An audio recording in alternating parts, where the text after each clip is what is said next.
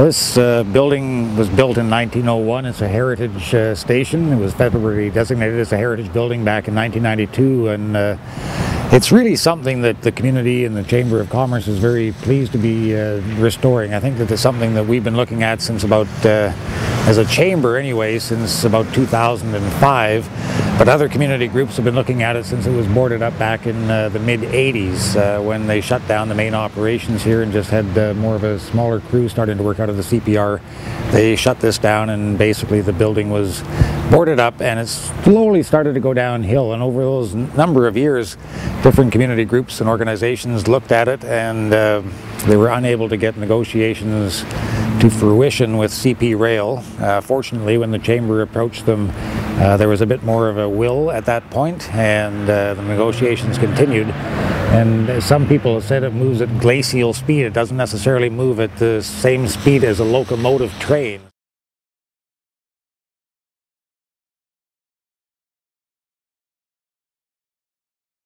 So what we're really doing is we're trying to do it in phases as much as possible. Some people would wonder why you'd go ahead and do this, but the money was available through a BC and federal gas tax that came through the municipality and the regional districts of electoral area E and F, and that was allocated towards here. And somewhere down the road, this area would be designated as a bus transfer exchange. So the bus coming in from the Slocan Valley would come in and meet up with a couple of city buses, and then it would take them to Selkirk College and then to Fairview in that area as well. So that was one of the reasons why this federal gas tax money was utilized for the public washrooms here. So this is very similar to what the interior was like, and throughout a lot of the building you can tell there's vintage 70s paneling in here, and there's some tiling and that sort of thing. So there's certainly some great historic value to the facade of the building and to the windows. So you look at the windows and the era that they're coming from, and those are really quite classic.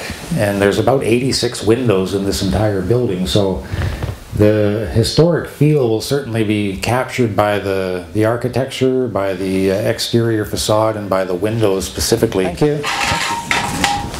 Now, watch, when we walk through here, you'll notice quite a change going through the door.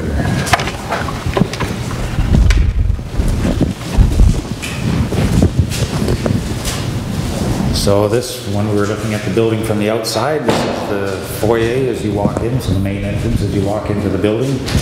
And our intent is to have the eastern portion of the building, the regional visitor gateway, and the western portion of the building a mix of private and public purpose uses. So that's an opportunity for us to still explore down the road. Phase 2, technically, the roof being phase 1, this being phase 2, of many more phases still to go before it's all completed. But you can see how this building, being as historical as it is, when you start making changes to the interior, obviously it's not going to be vintage 1901, it's going to be vintage 2011, 2012, 2013. Everything will be right up to standards, and we'll be looking at taking advantage of any sort of green energy type projects that might be available for this building for long-term viability. So when you come through this foyer, obviously, this is a natural split in the building. You can go this way into the visitor center and go upstairs into the boardroom and other offices. And if you go through that other door on the left-hand side, it'll take you into the other section of public and private purpose uses. This portion of the building was the most historic portion of the building, the eastern portion. There's been a couple of different add-ons onto this building over the years. This one was actually built back in 1901, this eastern portion. There was another small addition that was put on as they worked their way westerly and expanded a little bit, and that was done in the 50s, I believe. Then there was another portion right at the far end of the building that sort of got more of a flat roof, and that was done, to my understanding, sometime in the 70s. And this, of course, is going to be also up in the Chamber office, the Canadian Pacific Social Club. What is that? I don't know. It just was a sign that we found here in the building when we started doing some of the construction and investment.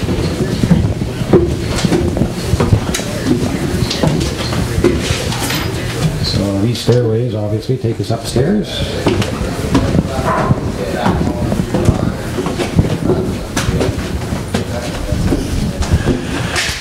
So some of these things are going to be changed around a little bit as far as our uses go, but when you look at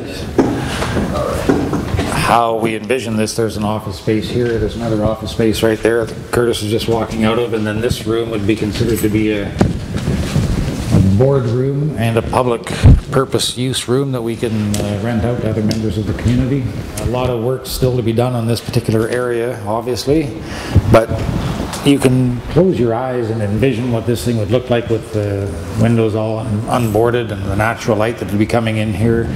An opportunity for community meetings, boardrooms, our board of directors obviously, but other community groups can rent out the space as well. So it's going to be a really cool part of the building, I think, that really will represent, and because it's in the eastern portion of the building, it really represents the oldest and most historical part of the building itself.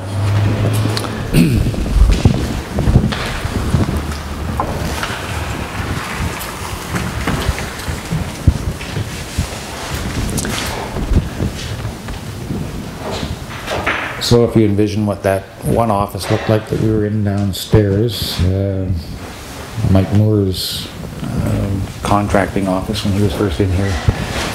This is what a lot of the other building looked like, and now we're getting it down to taking some of the stuff off the roof, off the walls. Their priority was in the basement, obviously, or in the first floor. Now they're starting to work on some of the stuff up here.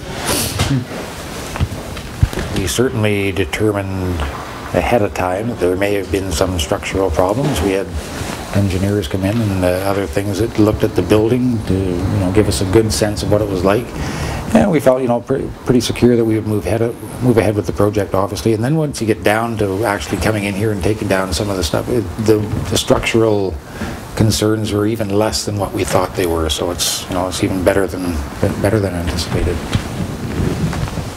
Not to say that it won't still be expensive.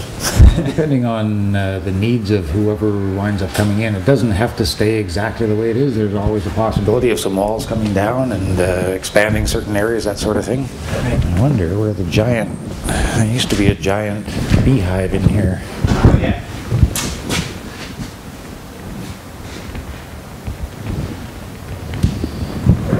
I guess it was wasps, and it's been removed, thankfully, but it was dormant. But right up in here you can see some of the remnants of this thing. So these guys were right inside the wall. They must have had some access from the outside, but there's part of a wasp nest there, and it extended all the way down here, all the way down here, all the way down here, and I think there's a little piece down here. So it was covering basically, in between those studs all the way down 3 feet. And it was not active when these folks opened it up, which is a darn good thing, because I'm sure there would have been thousands and thousands of them in there. But those are the types of things you go, oh, I wonder what's going to be underneath a wall, and that happened to be a wasp nest. So I'm seeing a lot of signs with the asbestos on them. I guess that's one of the challenges to the building. Well, one of the things, we knew that we came in, we did have an environmental consultant and assessment done prior to us acquiring the building. Surprisingly enough, back in the 70s, drywall mud contained asbestos, which it certainly doesn't do any longer. So the actual gyprock in the drywall is not a problem, but some of the areas where they tape is a problem. So we don't want the crew that's currently in here working on that particular stuff to be accessing it. So we will have a hazmat person come in and do more demolition of some of the walls that contain